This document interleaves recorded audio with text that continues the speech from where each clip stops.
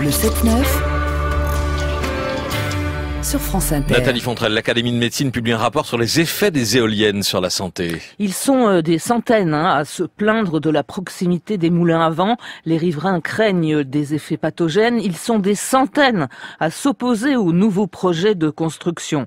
L'Académie de médecine a donné son avis. Il n'est pas très inquiétant, même s'il reconnaît un risque de traumatisme sonore chronique en fonction de la distance entre les éoliennes et les habitations. Plus elles sont proches, plus la gêne peut être grande.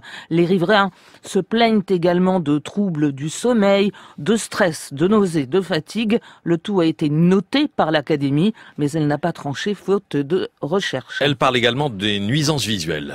Et de l'effet stroboscopique produit par la rotation des pales des éoliennes. Alors je ne sais pas si ça existe encore dans les boîtes de nuit, les stroboscopes, mais vous devez imaginer l'effet que cela produit sur les yeux.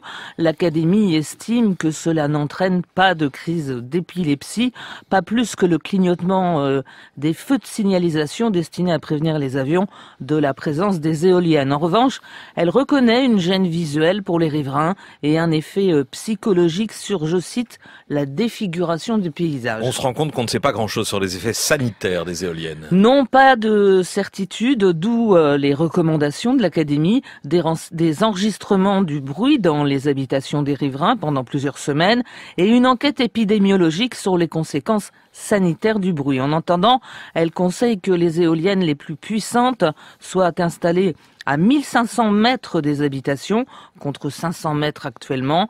La Fédération de l'environnement durable opposée aux éoliennes salue ce rapport. Elle a été auditionnée par l'Académie de médecine qui a entendu un peu ce qu'elle appelle le syndrome des éoliennes. Merci à vous Nathalie Fontrelle, 7h21.